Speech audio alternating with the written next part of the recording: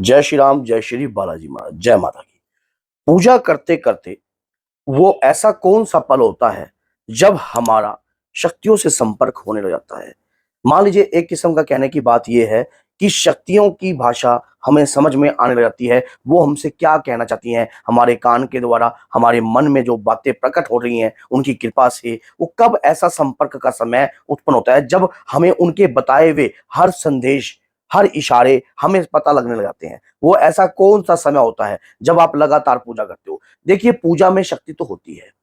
जब हम किसी भी अपने इष्ट आराध्य की लगातार उनके मंत्र की, उनके पाठ की पूजा याचना, उनके नाम का सिमरन करते हैं, हमारे अंतर की ऊर्जा जो है वो उत्पन्न होती है और प्रकट होती है। क्योंकि हमारा जो शरीर है ना, वो पंच तत्वों से बना है। और जब इन पंच तत्वों से जब किसी भी तत्व की मात्रा हमारे अंदर मान लो अग्नि तत्व की मात्रा अधिक है या जल तत्व की मात्रा अधिक है, तो वही स्थिति हमारे शरीर के साथ होती है।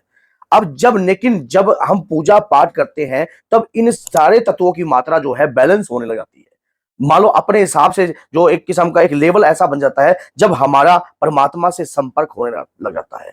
मान लीजिए अगर किसी व्यक्ति के अंदर अग्नि तत्व की मात्रा है तो उसके अंदर मलिनता बहुत उत्पन्न रहेगी, विचारों में बार बार मतभेद रहेंगे और बार बार बात पर क्रोध उत्पन्न रहेगा।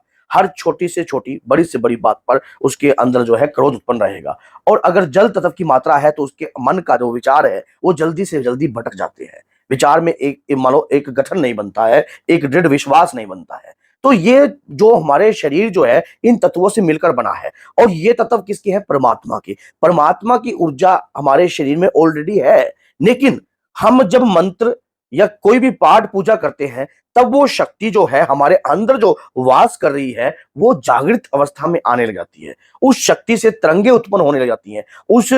और वो तरंगों से हमारा संपर्क होता है। और जब हमारा संपर्क कब होता है, ऐसी कौन सी अवस्था है जब हमारा परमात्मा से संपर्क होने जाता है और उनकी बातें जब हमें समझ में आने लगती हैं। इसके मैं कुछ ऐसे ऐसे सिम्टम्स आपको बताऊंगा जो आपको पता लगेगा और वाकई में वो चीज आपके साथ हो रही होगी, लेकिन आप उस चीज तक पहुंचे नहीं होंगे।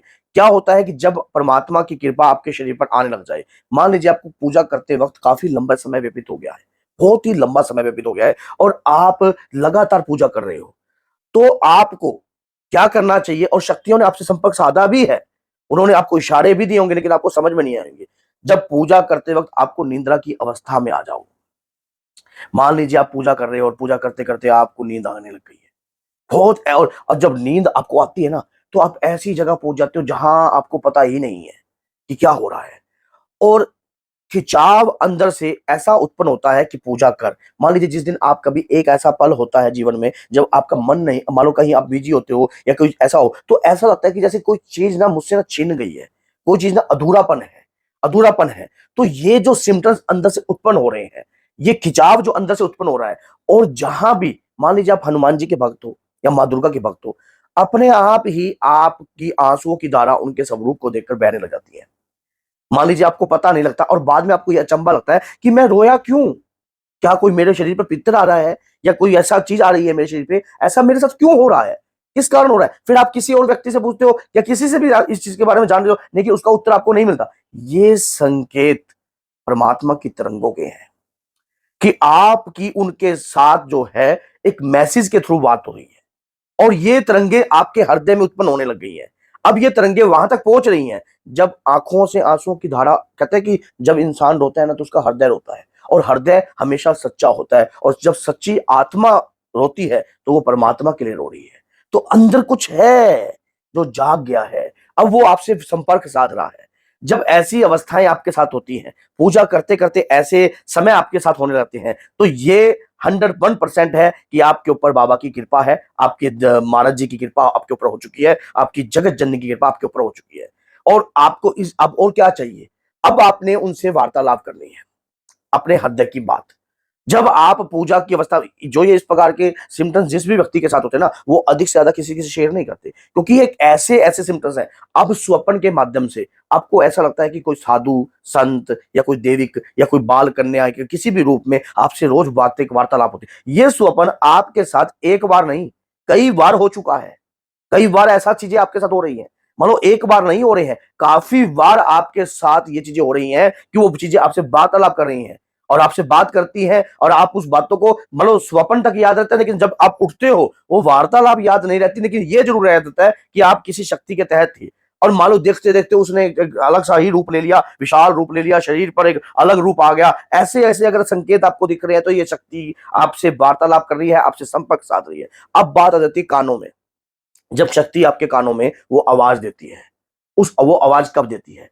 वो आवाज नवरात्रि के दौरान, आप साधना में बैठे हो या किसी भी ऐसी अवस्था में बैठे हो जब आप मान लीजिए आप किसी व्यक्ति के साथ जा रहे हो, कहीं भी कुछ ऐसा कार्य जहां आपके साथ कोई अनहोनी होनी होती है, तो वो आपके कानों में एक मैसेज आता है कि नहीं, यहां जाना ठीक नहीं है। आपके हृदय में और वो जो एकदम वॉइस उत्पन्न होती है, वो आवाज उत्पन्न होती है, नहीं मैं नहीं जाऊंगा, मुझे अच्छा नहीं लग रहा, ना ना ना मेरा मन ही नहीं कर रहा, मुझे मेरा मन ही नहीं, मेरे अंदर से आवाज ही नहीं उत्पन्न हो रही है। क्योंकि वो वॉइस किसकी है?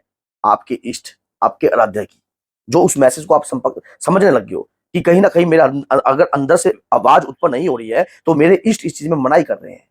अब ऐसा कोई कार्य भी होता है कि जहां आप सोचते हो कि कुछ गलत या होने वाला है या किसी के साथ गलत होने वाला है, तब आप अपने अंदर के मैसेज के थ्रू, अंदर जो आवाज अंदर आ रही है, अब उसके थ्रू आपको आप उसको कहते हो कि नहीं, आप ये काम ना कीजिए। वो आपके कान के थ्रू आपकी आवाज आई है, क्योंकि इंद्रियां, हमारी जो इंद्रियां हैं, जाप करते करते, भक्ति पूजा पाठ करते करते, हमारे मुख के द्वारा, हमारे आंखों के द्वारा, ये सब क्या है? इंद्रिय के द्वारा ये सिद्ध होने लग जाते हैं। ये सिद्ध होने लगते हैं, इन इंद्रियों में शक्ति का प्रावधान उत्पन्न होने लगता है। शक्ति की तरंगे इन इंद्रियों के द्वारा हमारे हृदय तक आवाजें पहुंचती हैं, चाहे वो आंखों के द्वारा पहुंचती हो, चाहे वो कानों के द्वारा पहुंचती हो, आपके हृदय में आवाज उत्पन्न होती है। ये परमात्मा के संदेश हैं, ये ऐसे स्टिक संदेश हैं जिन संदेशों को बखान नहीं कर सकते आप किसी के साथ, लेकिन आपको ऐसा भगत बहुत सारे हैं जिन्होंने भगवान की पूजा करते करते उनके साथ ये चीजें हुई हैं, वो समय से पहले मानो होने वाली घटना तक को भी भाप लेते हैं। ये कैसे हो सकता है? ये कैसे मुमकिन हो सकता है? ये संपर्क हमारी इंद्रियों के द्वारा ही है। इंद्रियों के द्वारा मैसेज पहुंचता है हमारे हृदय में, और जो हमारे हृदय से हमारी आत्मा, जो कि परमात्मा का सूक्ष्म रूप है, वो तरंगे जुड़ चुकी है। अब आप जब भी कभी भी मान लो ध्यान अवस्था में होते हो तो आपको मैसेज के थ्रू अंदर बातें उत्पन्न होती हैं। आपको ऐसा लगता है जैसे मान लीजिए आपका कोई पुत्र है या कोई भी आपका कोई व्यापार है, कुछ भी है, अगर आप अपने इष्ट आराध्य से पूछते भी हो, अगर आप उनके आप नाम जाप कर कर उनसे प्रार्थना करते हो कि हे बाबा, हे मातेश्वरी, मुझे बताइए, हे मेरी कुल श्रेष्ठ देवी, कि मैं ये कार्य करूं ना करूं, आपके अंदर मैसेज अपने आप उत्पन्न होगा। अपने आप वो मैसेज उत्पन्न हो जाएगा, आपको पता लग जाएगा कि आपके शरीर के अंदर ये आवाज आपके इष्ट की ही आ रही है। तो जिन भी भक्तों के साथ, जिन भी, लेकिन इन ये ना एक सेंसिटिव वो होते हैं, एक सेंसिटिव मैसेज होते हैं जिनको समझने के लिए थोड़ा वक्त लग सकता है। इसमें आपको बुखलाना नहीं चाहिए, इसमें आपको विचलना नहीं चाहिए, इसमें आपको, अगर ये चीज आपके साथ हो रही है तो इसको बढ़ाओ। धीरे धीरे आपको परमात्मा के मैसेज सारे समझ में आने लग जाएंगे। उनकी जो भी आपके कान के द्वारा, वो आपकी इंद्रियों के द्वारा जो आपसे संपर्क साध रहे हैं, वो एक एक मैसेज आपको समझ में आएगा और आपको पता भी लगेगा कि वाकई में जो मैसेज परमात्मा भेज रहे हैं वो मेरे को समझ में आ रही है। तो जिन भक्तों के साथ ये कार्य हो रहे हैं वो इस अनुभव को अधिक से ज्यादा शेयर ना करें। अगर अधिक से ज्यादा, हर आप सुपर चैट के थ्रू शेयर कर सकते हो, लेकिन अपना व्यक्तिगत चेहरा दिखाकर किसी से शेयर नहीं कर सकते। आप किसी से ऐसे शेयर मत, अपने गुरु के द्वारा आप शेयर कर सकते हो कि मेरे साथ कुछ दिनों से ऐसी ऐसी अवस्था हो रही है, क्योंकि कहते हैं कि जिसका गुरु नहीं उसकी लाइफ शुरू नहीं। तो गुरु ही आपको मार्गदर्शन देता है कि अब इसके बाद आपको ऐसा कार्य करना चाहिए। और ऐसा समय भी आता है जब शक्ति के सामने आप रूबरू हो जाते हो, आमने सामने, बिल्कुल ऐसा समय भी होता है। ऐसा समय भी आता है कि वो आपको दर्शन भी देती हैं।